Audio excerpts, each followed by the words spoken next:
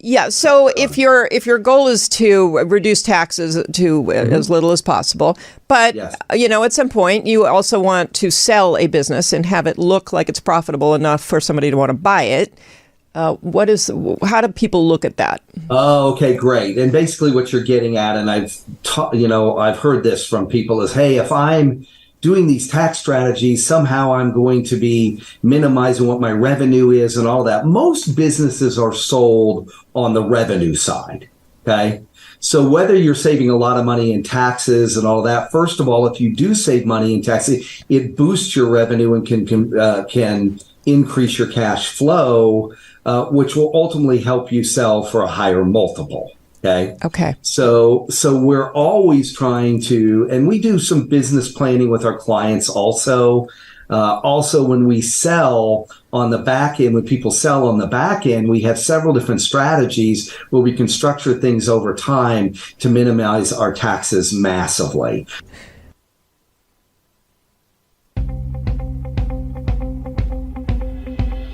Your relationship with money matters.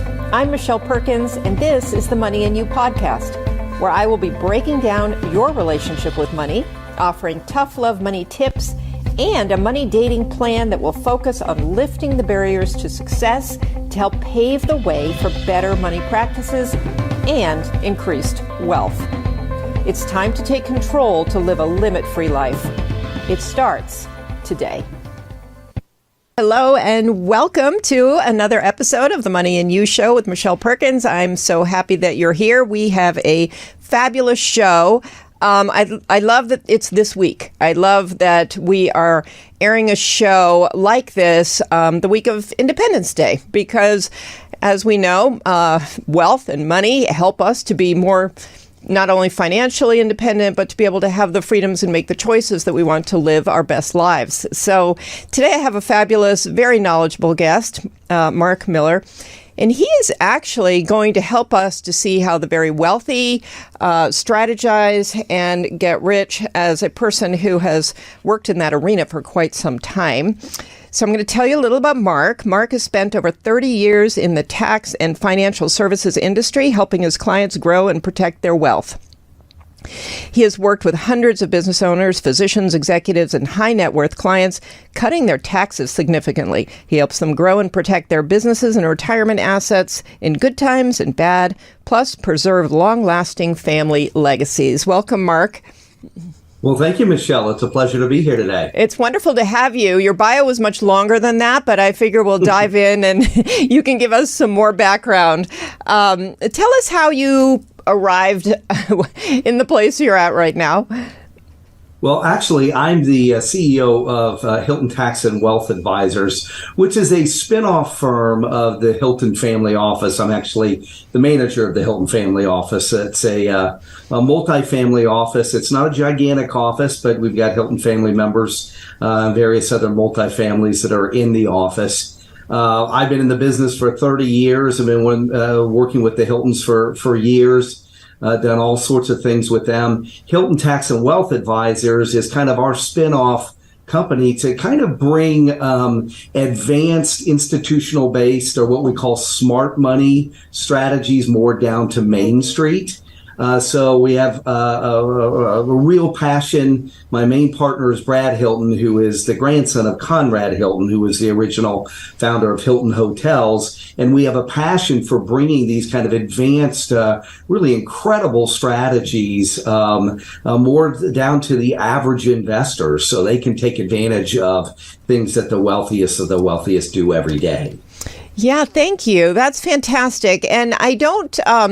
When we talked, the family office, I realized was something that I don't know if a lot of people have familiarity with that. So do you want to just speak a little more about that?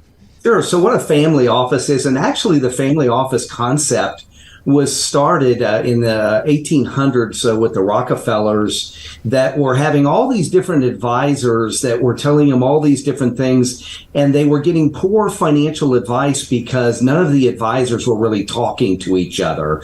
Ironically, it's kind of a problem that persists today in the financial field because most advisors, whether it's CPAs, financial services folks, insurance people, various other advisors in the financial world, they don't want to talk to each other. Well, the Rockefellers identified that, and once they did, they put together the first family office where they hired all these experts to come in and work just exclusively for them, and then to be able to basically for those advisors to talk back and forth. Within a number of years, a very short amount of years, they doubled their wealth.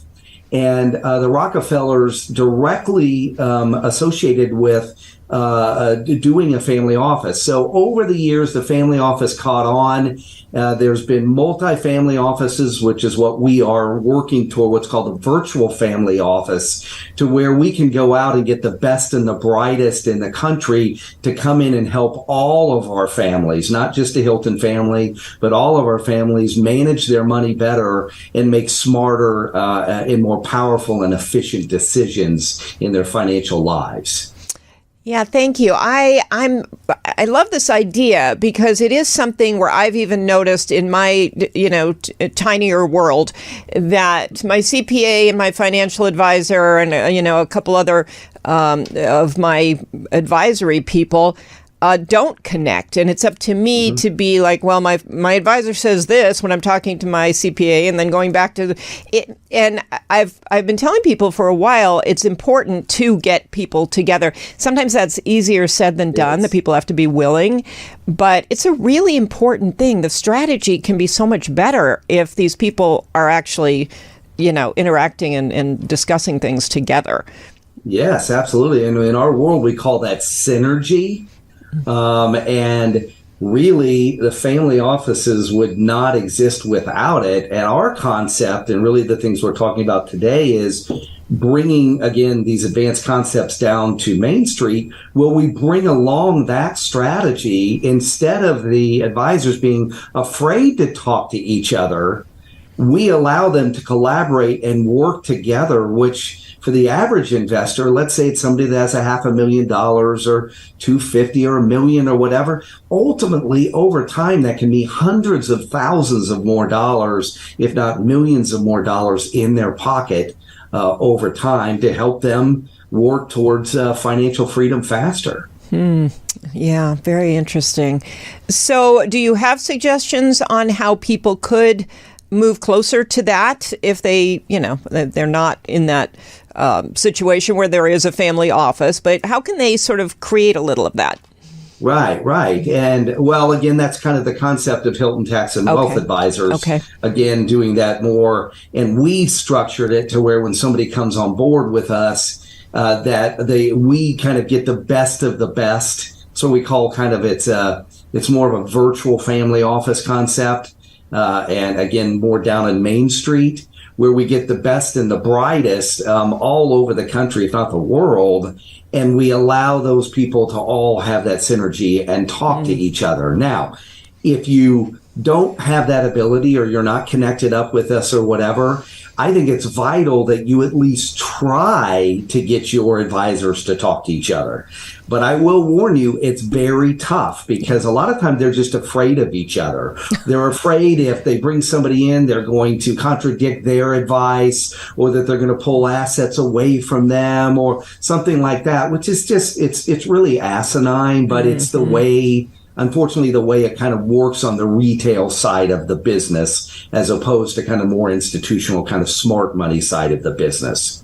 So what I recommend to people is if they don't have some kind of structure to be able to do that, at least go and try to talk to your advisors to develop a dialogue. So you, in a sense, have to become your own quarterback of the team and get all these people to get together so they can discuss things and make decisions that are in your best interest. Because here's the problem. People don't understand that when you do, let's say something, when you do something with your financial advisor, generally that has a tax impact. Right. So if your CPA doesn't know that's going on or isn't there to advise and work with the advisor, then ultimately it's going to mean less money in your pocket long term. Yeah, exactly. And so what you've created is a whole business really where people can have all the advisors sort of in a common area, common space where they do communicate just naturally. I love that. That is unique. And that's just one aspect, because really the biggest thing we do is we bring these advanced wealth building strategies down to Main Street, so you don't have to have $20 or $30 million to tap into them. You can basically accomplish what you're trying to do at the highest levels of investment, of tax planning, of insurance planning, all of that. The highest levels. Let's say if you just have $500,000 or $1 million or $5 million or something. You don't have to be ultra wealthy to tap into these things. And it's been super successful for us. We thought when Brad Hilton and I had this passion and we said, we're going to do this, we were a little bit afraid. How are we going to bring these kind of strategies and truly structure them so they have lower minimums? And we thought we were only going to be able to do it with a few basic core strategies. And the exciting thing about it is we've done it with now hundreds of strategies. Wow. Whether it's tax strategies, investment strategies, different types of investments. We've been able to be really successful over the last several years at structuring these things. So again, the average investor can take advantage of what you always hear the term, the rich get richer. Yeah. And I'm sure you know that term, and everybody's heard that term. It's true. And primarily it's because they have access to things that you might say that the regular average investor doesn't have access to normally. So how do we, and that's what we've been basically doing, is figuring out how we can take care of that problem that's in the industry.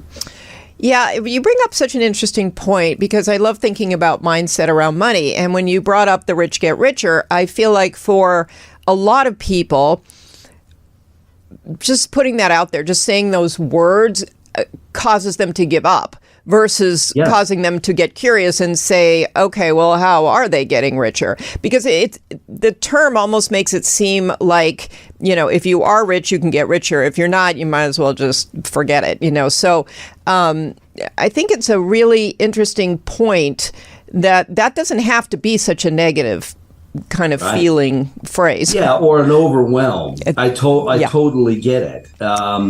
And the reality of it, it's kind of simpler than you think.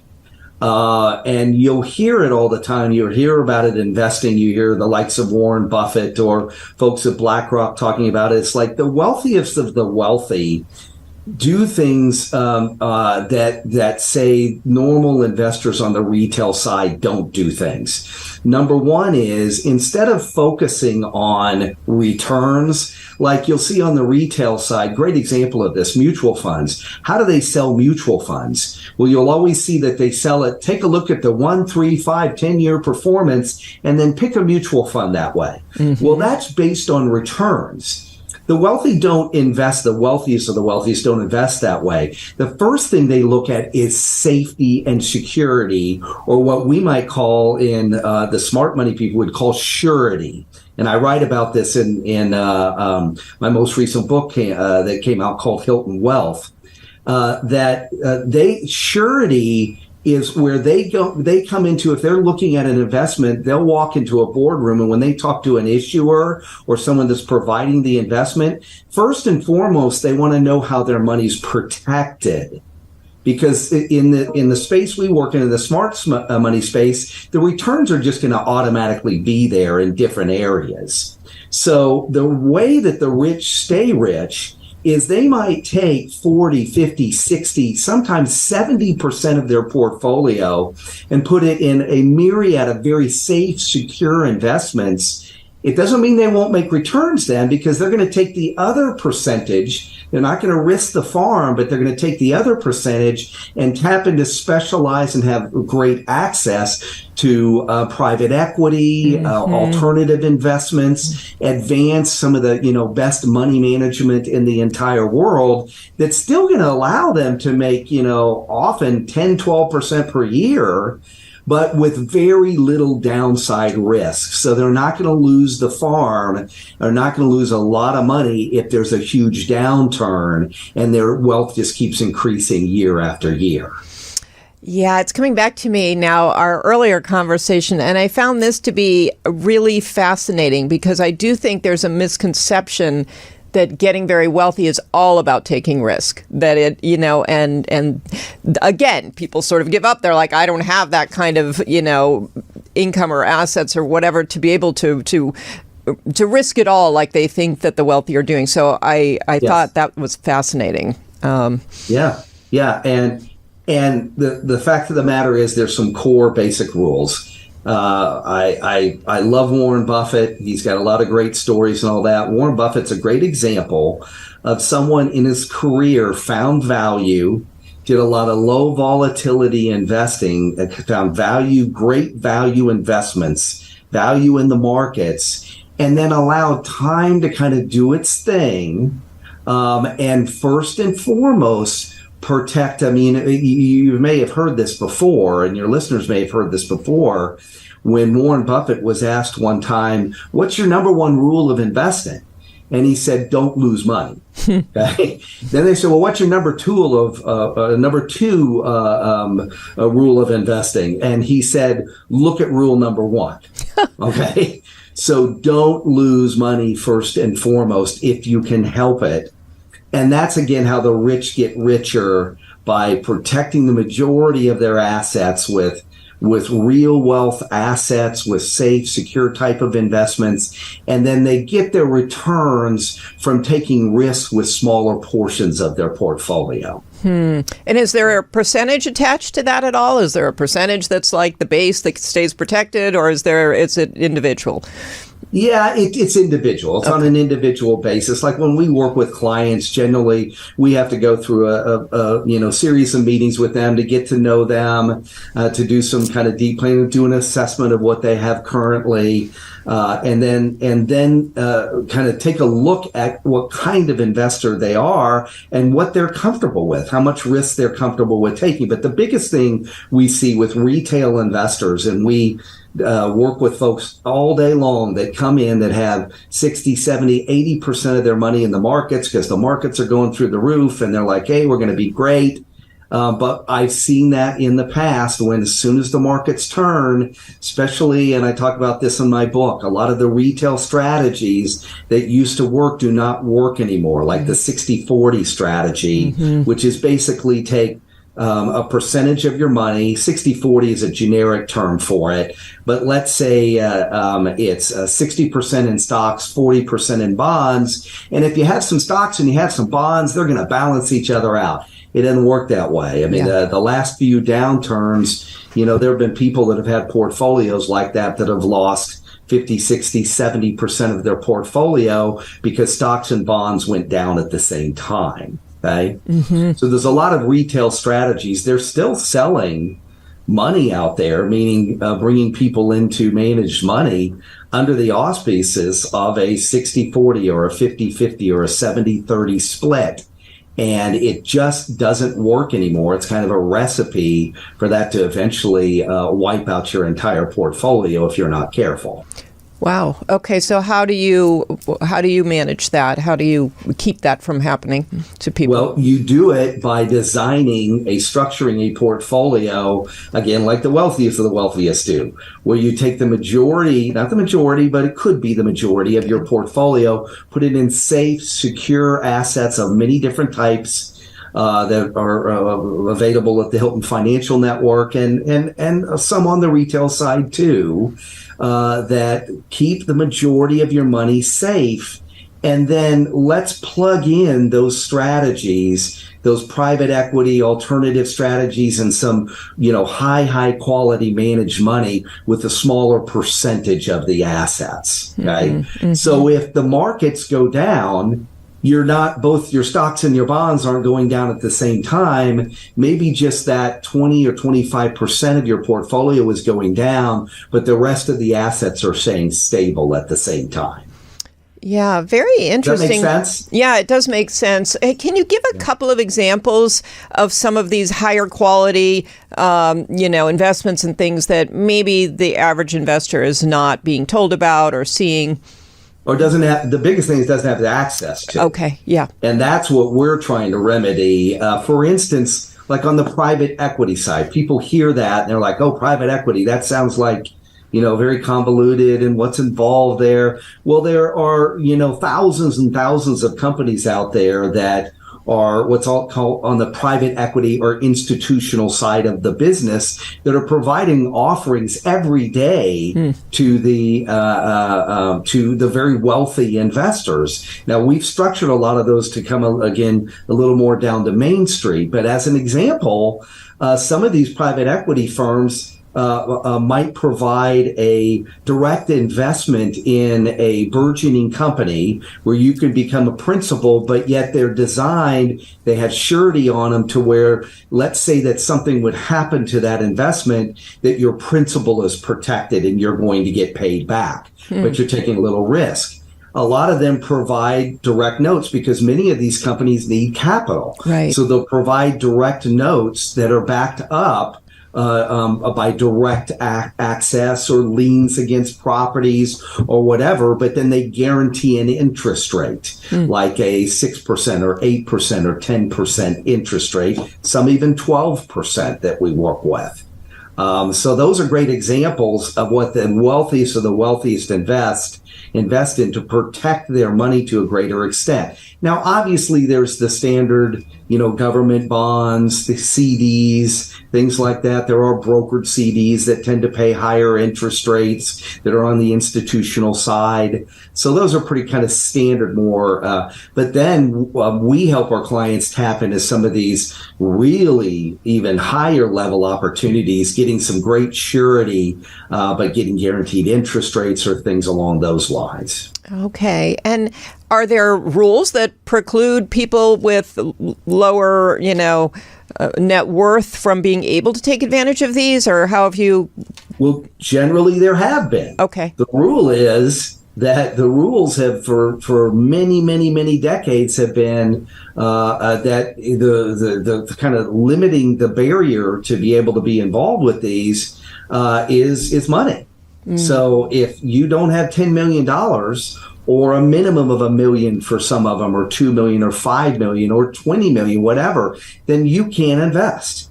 That's what we are basically fixing, to where we have some of our offerings are as little as $50,000 minimum that people can invest in, that are these higher end private equity and alternative strategies. Okay. And how are you able to provide those? I mean, through the structure that we had through Hilton Tax and Wealth Advice, okay, through the Hilton Financial Network, which is hundreds of different. So the other thing we haven't even talked about too is the wealthy, and we're very good on the Hiltons are some of the best in the world and known for this on the institutional smart money side, being some of the best, have some of the best tax mitigation strategies really in the world. So we bring those down to Main Street. Let's say you're paying $50,000 in taxes, or let's say $30,000 in taxes. Generally, in the first year, we can design a plan to cut those taxes in half. And then another book that I wrote not long ago called The Tax-Free Business Owner talks about how we can zero your taxes out over a period of time, which is another way that the wealthiest of the wealthy grow their wealth, is because taxes are the biggest expense of your life. Well, if you can get to the zero tax bracket, which we don't do that with everyone, but a good percentage of our folks we do, then that's just going to mean faster wealth creation and help you get to financial freedom faster. Yeah, very interesting. And, that's such a hot button topic anyway, the rich not paying taxes, for example. So can you enlighten us just a little bit on how one does that? So, because there are legitimate ways that people do this. Absolutely. And of course, the Hiltons do everything at the highest level, moral, ethical, all within the laws, everything legal. There's three main ways that you can save that you really won't get this from your CPA, because most CPAs are just advanced tax preparers. But there's through direct codes. And at the Hilton Financial Network and the Hiltons for years have dived deep into the codes, much, not like in the surface level, right, like most people work with their CPAs on. There's private letter rulings. There's case law that we can go to. And then we're able to, right now we have 130 plus tax planning, tax mitigation strategies that can reduce your taxes. We put together formalized tax plans that put all these strategies in a plan that's custom designed for our clients, and then generally we'll cut folks' taxes in half the first year, and then once they engage with us, we'll work with them with some proactive tax planning CPAs to reduce their taxes even further, and hopefully get them to the zero tax bracket over time.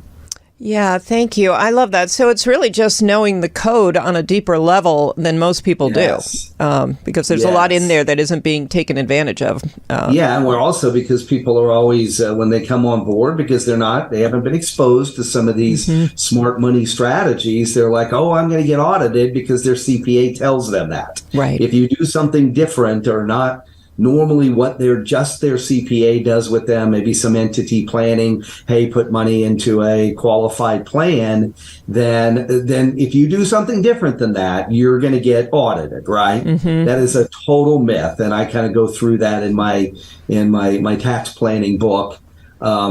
And the reality of it is when we build a formalized tax plan, we actually reduce massively the risk of being audited for most of our clients where they were previously. Interesting. So it's just the opposite, because we can build in a tax audit reduction component into all of our plans that will minimize that risk completely. Wow, very interesting. So, yeah, that's fascinating. And I hope people who are fairly new in business, or even if they're not new in business, I feel like for a lot of them, they're so focused on, what they're providing, first of all, and then, how they're growing their revenue and this and that. And tax strategy, I think, gets put off until later. And it's really so important to do that from the start. It is. And I will tell you, the wealthiest of the wealthiest, and this is what we do at Hilton Tax and Wealth Advisors, always have a tax vein running through everything that they do. Okay? And that's what a lot of retail investors don't understand. Yeah, they realize that taxes are important, don't get me wrong. And I think everybody knows that. But they go off and invest over here and just kind of a little bit forget about the taxes. I just want to get the best returns I can get, right? Find the best investments I have and have the best investment portfolio. And they've forgotten about the taxes. I will tell you that we have probably over the year, just because of some of the advanced tax mitigation strategies we use through the Hilton Financial Network, we've probably put more millions in clients' pockets over the years doing that than we have with investing. Now, don't get me wrong, we think we've got some of the best investment portfolios through the Hilton True Wealth portfolios that there are out there. But sometimes, depending on a client's situation, how much money they make, all of that, the chunks of money that we can save them on their taxes over time, all legal, moral, ethical, will be many more times than what they can make in their investment portfolio. And ultimately, that's money that comes back that you can reinvest and build your portfolio too with. Yeah. Wow. That's so good. It's so important for people to know.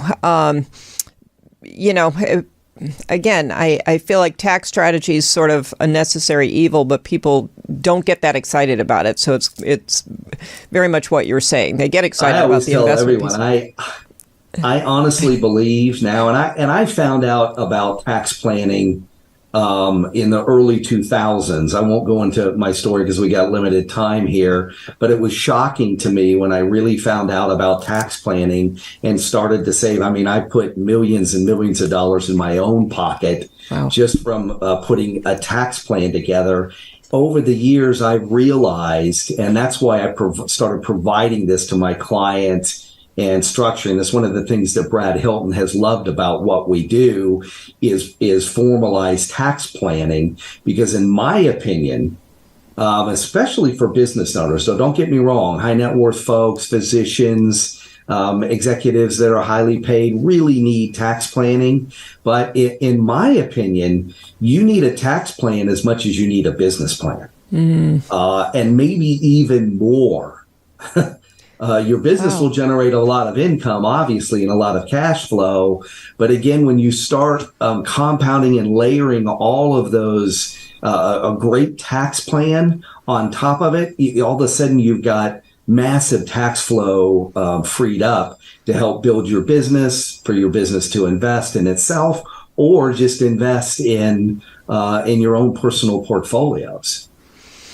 Wow, this is so interesting. When you bring up the physicians, I know a little about physicians and dentists and practice sales. And one of the things that has come up is, okay, if I manage my taxes really well and I'm showing, I'm going to assume the weight of this is to show as little profit as possible. Then when I go to sell my business, I have a no profit business. Can you just kind of clarify that? So say that question once again. Yeah. So if your goal is to reduce taxes to as little as possible, but at some point you also want to sell a business and have it look like it's profitable enough for somebody to want to buy it. How do people look at that? Oh, okay, great. And basically what you're getting at, and I've heard this from people, is, hey, if I'm doing these tax strategies, somehow I'm going to be minimizing what my revenue is and all that. Most businesses are sold on the revenue side, okay? So whether you're saving a lot of money in taxes and all that, first of all, if you do save money in taxes, it boosts your revenue and can increase your cash flow, which will ultimately help you sell for a higher multiple. Okay. So we're always trying to, and we do some business planning with our clients also. Also, when we sell on the back end, when people sell on the back end, we have several different strategies where we can structure things over time to minimize our taxes massively. Where a lot of business owners really get killed is when they don't have expert tax planning. Then they just sell, they pay huge amounts of taxes. We just worked with a client that sold their business for about $36 million. If they wouldn't have met us and wouldn't have we wouldn't have put a plan together for them to sell it properly, they would have paid about $9 million in taxes. We reduced that to $1 million over the course of the next 5 years as they structure that sale. So that's a big thing. And ultimately that just puts more money into your pocket. But I do know what you're saying. And the question you're asking is, a lot of people have a concern that if you're doing some tax planning, you're reducing your taxes somehow in your business, that somehow it's going to bring the value of your business down. And it's just the opposite. Okay. Interesting. Yeah. That's really important. I love what you were just saying, because it also brings about, when people set their goals, what's the difference between the way the very wealthy sort of set goals and the way people who, maybe the people who are coming to you now with this newer venture are setting goals? Because I feel like the clarity is often not there. Yeah. Let's talk about some of the psychology, which I know you really delve into. I love that. Yeah. First of all, the wealthy tend to have, and the people that maybe they weren't wealthy, but then they became wealthy, self-made folks, what you see in them is they tend to have more patience, tend to be a little bit more disciplined, and realize that part of the component of building wealth is time. You have to have some time, okay? And have to be patient and allow portfolios to mature and do what they do over time, okay? When you don't, and you'll see with the average retail investor, again, part of it's not their fault because they're fed this return, return, return, return. So many people get caught in this cycle of, I got to find the best investment that's going to absolutely perform the best. It's almost let's be honest, it's a greed thing. Right. Okay. Right. When you tend to see the wealthy, and I've been around a lot of wealthy people, you tend to see just a little bit more wisdom on the side of being patient and being disciplined and sticking with an approach and allowing it to do its thing over time. Because you're not going to get wealthy in 5 or 10 years. Okay. You're not going to just miraculously, hit the lottery or something like that. Most people aren't. There's some people that hit the lottery, but you know those stories. Yeah.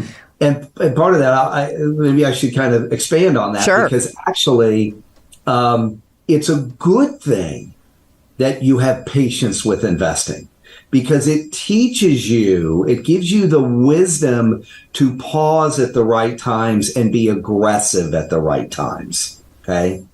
So that the wealthy tend to teach themselves that over time, they learn it, and then they get a taste of a couple successes once they've allowed time to do its thing, and then they're off to the races. Then the things kind of click in their mind. Yeah. And then they're kind of off to the races. And then they have that foundational wisdom to then make quality decisions, be disciplined, and allow that patience to work things out for them over time. Yeah, I think that's very interesting. Thank you for sharing that, because I think people are looking for a quick win or a windfall of some kind in some way, some investment or something, some business, whatever it is that, like you say, over 5 or 10 years is going to make them rich and then they can retire. Yeah. I mean, I've heard that from many people when they get into something. So I think that's really good advice. And it's not that those things don't ever happen. Right. But the percentages are very small. Now, that doesn't mean that we're not seeking out, for instance, right now, there's a, area out there, everybody's heard of crypto and knows what's going on there. There's a lot of opportunity there, and there are a lot of people that have gotten rich very quickly in crypto. Mm-hmm. Okay. So we can't discount that. But how are we approaching the crypto space? Because technically it's an alternative investment. We're approaching it, take a small portion of your portfolio. One of the things that we're working on right now is possibly putting together a Hilton crypto fund that would allow for very, very good returns, but we're also attaching some surety to it and putting some of these kind of wealthiest of the wealthy strategies, attaching it to there. So it doesn't mean that we're still not going for returns. It's just that we're going to put well-balanced portfolios together, and some things are going to work out, but if some things don't, we don't go back 10 steps and have to start all over. Right. Or have 50% less money and go, oh my gosh, and be so discouraged. Now, what am I going to do? How am I going to get myself out of this hole? Yeah, this has been really, really interesting. I see so much value in what you're bringing to people. Can you tell us a little, go over your books again, and then help us know how people can get in touch with you? Yeah. So again, the Hiltons have been very involved in the tax mitigation space. So we've worked with them when we first started Hilton Tax and Wealth Advisors. We worked a lot with kind of some advanced tax mitigation, putting together and structuring tax plans, design tax plans for clients. And we've kind of gradually moved into, and we did that on purpose because the Hiltons are so good at it. And now we're kind of moving into the more advanced wealth building that involves a lot of safety, security, less fees, even longer term, because we have less volatility. We tend to get better returns in our portfolios than the retail side. So my first book was called The Tax-Free Business Owner, which is apropos to all kinds of people, not just business owners. And that came out a few years ago. We have just finished, and I've just finished my next book in conjunction with Brad Hilton, called Hilton Wealth, How to Invest Like an American Dynasty. That teaches you how the Hiltons have built their wealth and maintained their wealth over the generations. And so that just literally came out just about a week or so ago. And we're working on getting that out to current clients, but also new potential clients too. Fantastic. Okay, well, and obviously you can find that book on Amazon, anywhere else, or is it in the bookstores? How can people find it? The easiest way to get it, and you can get it free through us, is just go to our website, which is HiltonWealth.com, either one of those books. HiltonWealth.com. I am not sure because I don't handle that part of the business, all the IT stuff and everything, but I'm pretty sure that they at least have my first book, which is The Tax-Free Business Owner, up there. And I'm sure shortly we'll have the other book, Hilton Wealth. If you want either one of those, just contact us. We'll get you a complimentary copy out, and you don't have to pay for it at all. That's fantastic. What a great offer for people. And in terms of just having a conversation with you, maybe about how they might use your services for tax and investing, just reach out again? Sure. Just do the same thing. Go to HiltonWealth.com. Contact us directly. There'll be a couple different ways to contact us on the website. Say what you'd like. If you want to talk to me personally, I talk to my folks generally at first, and then we get team members involved. Okay. And I'd be happy to have a conversation with anybody that's listening to the podcast today. Thank you so much. This has been so informative, but also inspiring. I mean, giving people a lot of hope, I think, that they could really be much smarter with their money and implement some of the things that the very wealthy people do. And I think we should all be paying attention to that. I think we need to stop thinking small in terms of, well, that's for the wealthy, because we can do a lot of the same things. So absolutely. Thank you for bringing that to people. Spot on. Yeah. Okay. Well, Mark, it was a pleasure talking to you, and I love what you're doing. And I will be putting the information that you talked about, contacting you, how to, in the show notes, so people can do just that. So, yeah, thank you so much. Michelle. It's been a pleasure visiting with you today. Yeah, I really appreciate your time and what you're doing. Great service for people. So, thank you. And listeners, thank you for being here on the show. We love having you listen to the Money and You show. We can bring great guests like Mark Miller onto the show, as we have been. If you share the show with a friend, that's our ask to you. If you can share the show and let other people know about what we're doing here on the Money and You show, and helping to educate and help you develop that relationship with money, so you're not just ignoring it or taking it for granted, but actually interacting and working with your money so that you can live a more limit-free life. And we will be we have a regular newsletter, so please sign up for that at limitfreelife.com. And I'm going to start putting out a new Monday or Friday, I haven't decided yet, but a little extra money mindset tip that's going to go out every week. So if you would like that, just get in touch with me at limitfreelife.com. You can connect with us too if you have ideas for topics for the show or questions you want to ask at team@limitfreelife.com. So, great having you here. Hope to see you next week.